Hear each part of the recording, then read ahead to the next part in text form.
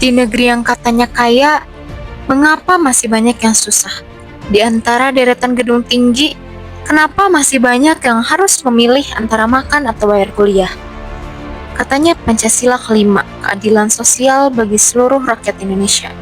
Tapi, apakah keadilan itu masih milik segelintir orang?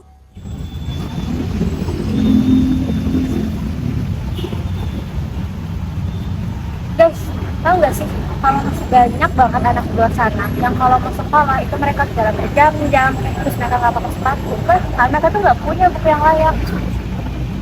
Tahu nggak, jam kerja kalau kamu jadi potong tahu, makanya sih biaya operasionalnya naik. Gila, inflasi kita yang Padahal ya kita semua itu kan punya hak hidup yang layak, tapi kenyataannya akses ke itu semua ditutup oleh terbuka. Terus lihat nih, masa ada yang kuliah di luar negeri karena papanya pejabat, sementara kita beasiswa pun saingannya kayak lautan. Wajar sih, katanya negara kita adil, tapi mungkin definisi adil versi mereka tuh yang punya kuasa bisa duluan, yang nggak punya kuasa ngantri sampai lupa mimpi. Keadilan sosial itu bukan soal semua orang harus hidup dalam keadaan yang sama, tapi soal semua orang, siapapun dia, punya hak dan kesempatan yang adil buat hidup dengan layak. Guys, kita gak bisa diam terus. Diam, artinya kita setuju. Kita harus mulai dari lingkungan terdekat. Gimana kalau kita bikin konten bareng? Kita angkat isu-isu yang jarang disuarakan. aku bantu bagian produksi deh. Nanti aku yang cari footage, aku yang edit, aku juga cari konsep menarik gimana. Aku siap sedarin. Kita jadikan media sosial sebagai ruang perjuangan.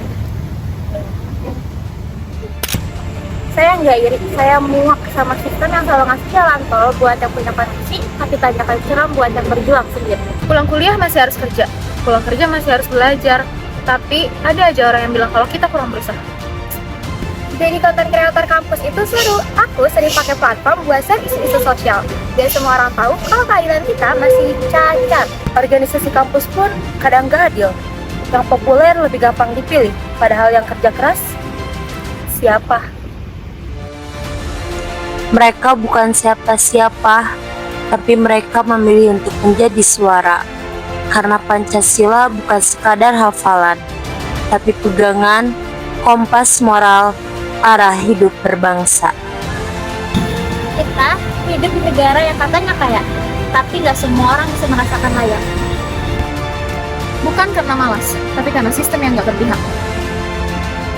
Keadilan sosial ini bukan buat mereka yang punya suara keras, tapi buat mereka yang selama ini dibungkam. Semua orang layak hidup adil, bukan hanya yang punya privilege. Karena keadilan sosial bukan suatu impian, tapi keharusan.